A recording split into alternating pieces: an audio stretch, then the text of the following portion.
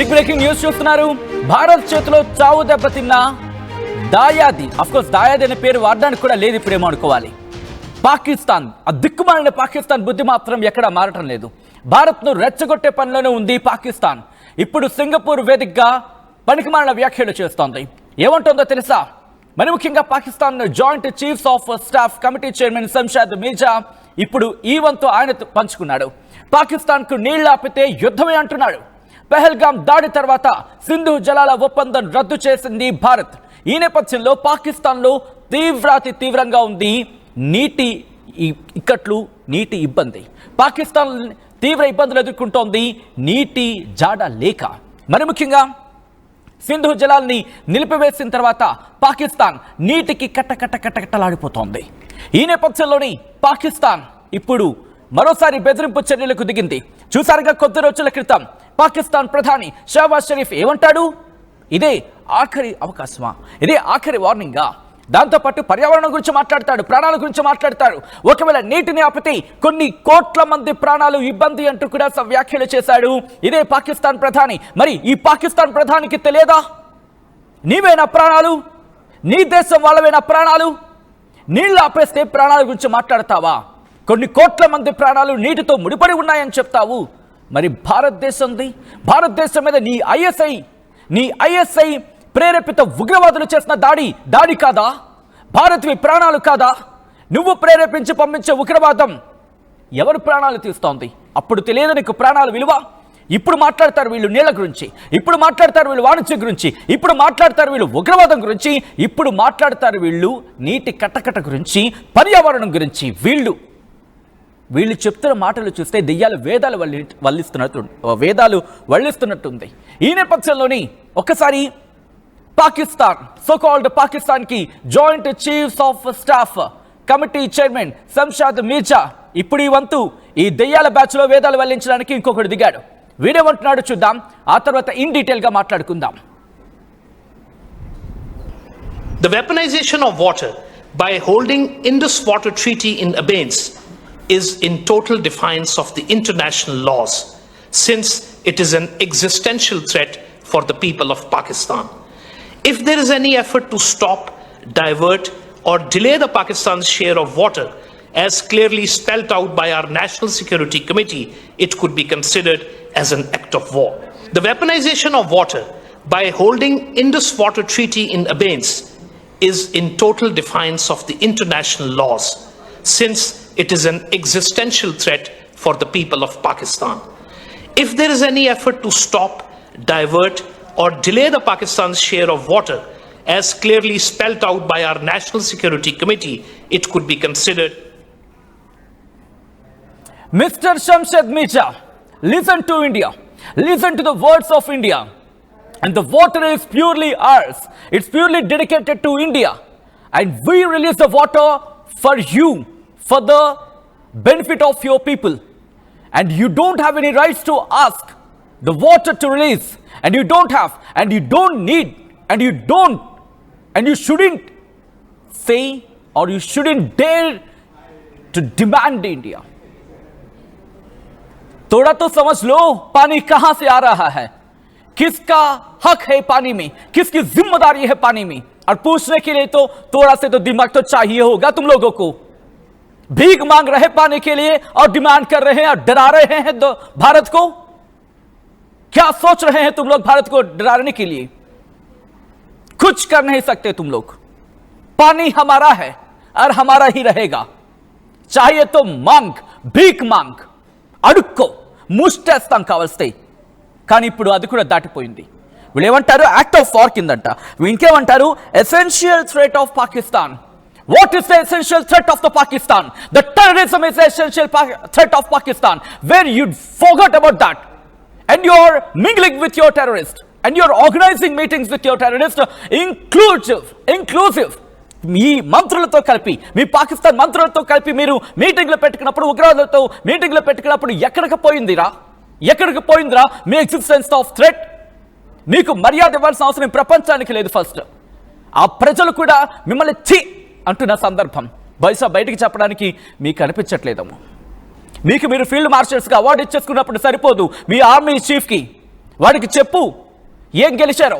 కనీసం నీటి చుక్కైనా ఇవ్వలేకపోయారు. మీరు గెలిచారా? మీరు గెలిచారని సంబరం చేసుకుంటున్నారా? ఇది వీడి వంతు.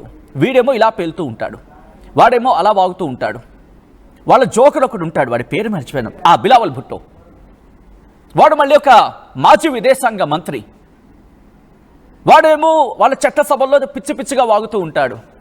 రాత్రిపూట దయ్యాలు వస్తాయి, రాత్రిపూట కొడతా ఉంటారు. What is this? What's the joke? అసలు ఏం మాట్లాడుతున్నావో తెలుసా? ఏం మాట్లాడుతున్నారో అర్థమవుతోందా? మొన్న పాకిస్తాన్ ప్రధాని ఏమంటాడో, ఐ థింక్ అజర్బైజాన్ పర్యటనలో భాగంగా భారత్ని బెదిరిస్తాడే.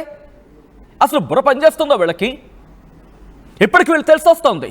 ఇప్పుడు పర్యావరణం తెలిసొస్తోంది, ప్రజలు గుర్తొస్తున్నారు, నీటి సమస్య గుర్తొస్తోంది. గత 75 ఏళ్ళుగా మర్చిపోయారా మీరు? 75 ఏళ్ళుగా నీటిని మీకు దాక్షిణ్యాల మీద వదిలేస్తుంది భారత్. వదిలేసి ఈరోజు ట్యాప్ కడితే కట్టలాడిపోతున్నారే. మీ ఉగ్రం మేమేమన్నాం? ఈసారి చర్చలు జరిగితే కశ్మీర్ మీద జరగాలి, ఈసారి చర్చలు జరిగితే ఉగ్రవాదం మీద జరగాలి.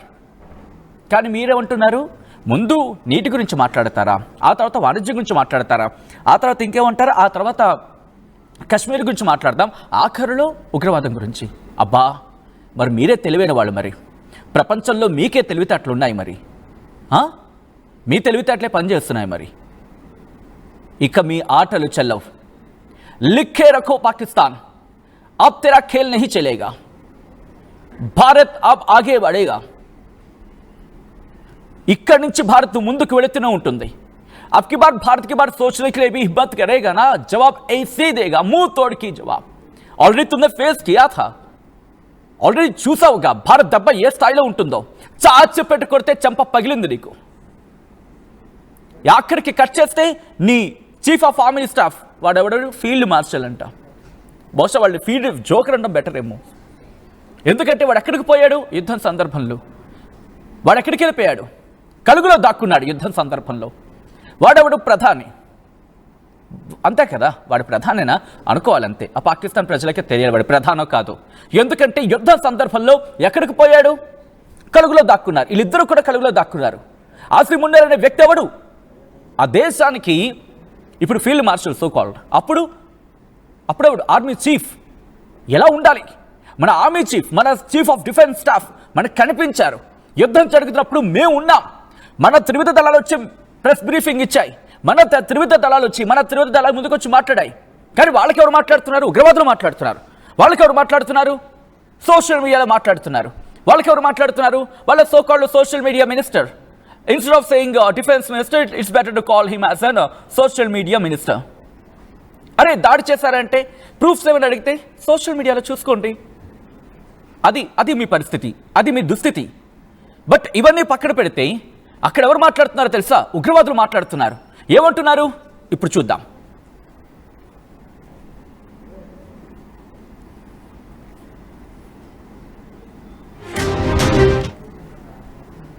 Out by our National Security Committee, it could be considered as an act of war. Right, ఒక్కసారి చూసారుగా షంషాద్ మీర్జా, ఈయన chief of staff committee chairman. ఈయన మాట్లాడుతున్న సందర్భం. బహుశా ఇప్పుడు కొత్తగా ఈయన రంగంలోకి దించినట్టున్నారు. బహుశా మిగతా వీళ్ళిద్దరు ఎక్కడ పోయారో మరి. ఇప్పుడు గతంలో ఈ హఫీజ్ సయ్యద్ మాట్లాడుతున్నాడు. హఫీజ్ సయ్యద్ ఏమంటున్నాడు తెలుసా? మీరు చూడండి ఏమంటున్నాడు. ही रहूंगा, तेरी जुबान इंशाअल्लाह हम खींच के रहेंगे. अगर तू पानी बंद करेगा इंशाअल्लाह हम तेरी सांस बंद करेंगे. इन दरियाओं में फिर खून बहेगा. और मैं चुप रही. हफीज सैयद, क्या बोला था तुमने? देख लिया ना, पानी बंद करने से खून बहाएगा. देख लिया ना, तेरे परिवार में 10 लोगों की जान क्या हाल है, 10 लोगों की हालत क्या है, भूल गया क्या? अब और एक बार भारत के बारे में बोलने के लिए हिम्मत करेगा ना, हिम्मत तो करके देखो.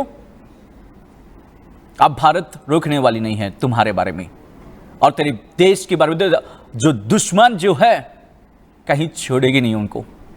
भारत तो अब लिख के रखा है पाकिस्तान को क्या कर सकती है, क्या करेगी, और पाकिस्तान के जो टेररिस्ट क्या कर सकती है उनको. గుర్తుందా వన్నావుగా ఏమన్నావు? భారత్ నీళ్లు కట్టేస్తే రక్తం పారుతుందా? చూసావుగా, నీ గడ్డ మీదకి అడుగు పెట్టాం, నీ గుడ్డల మీద మా తుపాకీ గుళ్ళు దిగాయి, నీ కుటుంబంలో 10 మంది చచ్చారు, అయినా ఇంకా నీ గాంభీర్యాలు పోతున్నావు, ఇంకా మీటింగ్లు అంటున్నావు, నీ వాళ్ళు ఇంకా మీటింగ్లు పెడుతున్నారు. గుర్తుపెట్టుకో, భారత్ బెదిరిస్తే బెదిరిపోయే రకం కాదు, గట్టిగా సమాధానం చెప్పే రకం. ఇప్పుడు నీకు ఎలాంటి సమాధానం చెప్పాలో నీ భాషలో నీకు నచ్చినట్టే సమాధానం చెప్తుంది. అర్థమైంది కదా? వీళ్ళు నీళ్ళు ఆపేస్తే కనుక ఇలా చేస్తారట. వీళ్ళు మళ్ళీ రోజుకొకడు రోడ్డు మీదకి వస్తున్నారు ఈ మాటలు మాట్లాడడానికి. బట్ ఏదేమైనా చేసుకోండి. ఎందుకంటే మీరు మహా అయితే ఏం చేస్తారు, ఆల్రెడీ IMF నుంచి ఒక డబ్బులు వచ్చాయి, దాన్ని మళ్ళీ అటు అమెరికాకో లేకపోతే చైనాకో మళ్ళీ ఆ యుద్ధ సామాగ్రిని సంపాదించుకుంటారు. కానీ ఏం లాభం? ఈ ప్రజలకి కనీసం తిండి పెట్టలేని వాళ్ళు, కనీసం నీళ్లు కనీసం వాళ్ళ గొంతులో పోయలేని వాళ్ళు ఇంకెందుకురా మీరు? ఆ తుపాకీ గుళ్ళు వేయించుకొని తినండి, పల్లీలా వేయించుకొని తినండి, కనీసం మీకు అదే కదా ఆప్షన్. ఇంకా రైట్, ఇదే అంశానికి సంబంధించి పాకిస్తాన్ ప్రధాని కూడా మాట్లాడాడు. ఒకసారి చూడండి వీళ్ళు ఎలా మాట్లాడుతున్నారు. భారత్గా మనం సమాధానం చెప్పాల్సిన అవసరం ఉంది. యుద్ధం మన భారతదేశ ఆర్మీ చేసింది గడ్డ మీద నిల్చొని, కానీ సోషల్ మీడియా యుద్ధం చేయాల్సింది మాత్రం మనమే. ఎందుకు నేను ఈ మాట అంటున్నానంటే, పాకిస్తాన్ ప్రాపగెండా ఏ స్థాయిలో ఇటు ప్రపంచానికి వెళ్ళిందో కొంతమందికి తెలుసు. వాళ్ళు ప్రాపగేట్ చేస్తున్నారు, మనం కూడా అదే స్థాయిలో. మనమే ప్రత్యేకంగా ప్రాపగేట్ చేయాల్సిన అవసరం లేదు. వాళ్ళ ప్రాపగెండా, వాళ్ళ పిచ్చి ప్రాపగెండాని నమ్మే దేశాలు ఉండొచ్చు, ఉండకపోవచ్చు. కానీ ఆ పిచ్చి ప్రాపగెండాని ఎవరైనా నమ్మే అవకాశం ఉంటే కనుక వాళ్ళను ఖండించాల్సిన అవసరం మనకుంది. ఎందుకంటే ఒక సామెత ఇక్కడ నుంచి చెప్తా, 100 సార్లు ఏదైనా ఒక విషయాన్ని 100 సార్లు గట్టిగా చెప్పాను కదా, నిజం అంటూ ఉంటారు కదా, అది కాకపోవచ్చు. కాబట్టి అది నిజమయ్యే అవకాశం మనం ఎందుకు ఇవ్వాలి?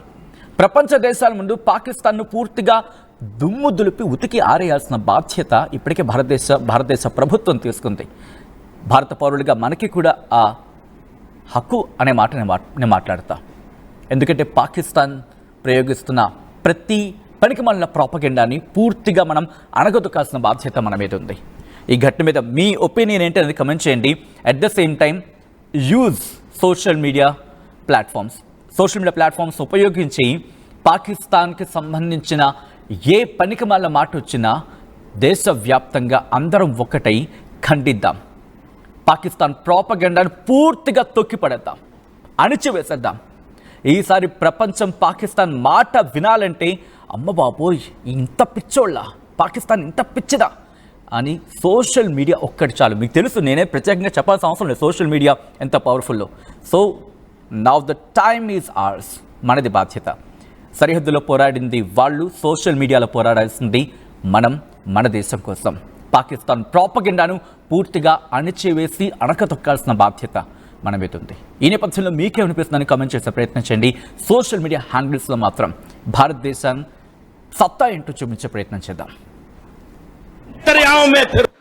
If there is any effort to stop, divert or delay, transcends political boundaries, connecting communities and sustaining ecosystems and cultures. Ladies and gentlemen, the world today bears fresh scars for the use of conventional weapons in Gaza that have left deep wounds. As if that were not enough, we are now witnessing an alarming new law, the weaponization of water.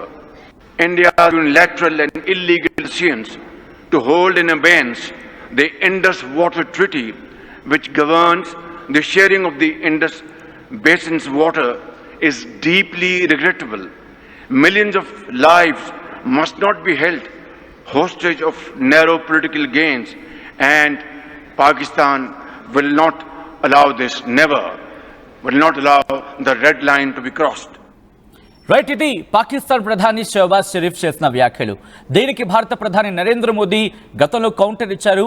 So ఈ సందర్భంలోని భారత ప్రధాని నరేంద్ర మోదీ ఏమన్నారు ఈ ఘటనకు సంబంధించి, మరి ముఖ్యంగా నీళ్ల అంశానికి సంబంధించి ఆయన ఏమన్నారు ఇప్పుడు చూద్దాం. मैं पाकिस्तान के बच्चों को कहना चाहता हूं, ये आपके हुक्मनारा, ये आपकी सेना आतंकवाद के साए में पल रही है. वो आपके जीवन में खतरे पैदा कर रही है, आपके भविष्य को नष्ट कर रही है, आपको अंधेरे में धकेल रही है. पाकिस्तान को आतंक की बीमारी से मुक्त करने के लिए पाकिस्तान के अवाम को आगे आना होगा, पाकिस्तान के नौजवानों को आगे आना होगा. सुख चैन की जिंदगी जियो, रोटी खाओ, वरना मेरी गोली तो है ही. मैं पाकिस्तान के बच्चों को कहना चाहता हूं,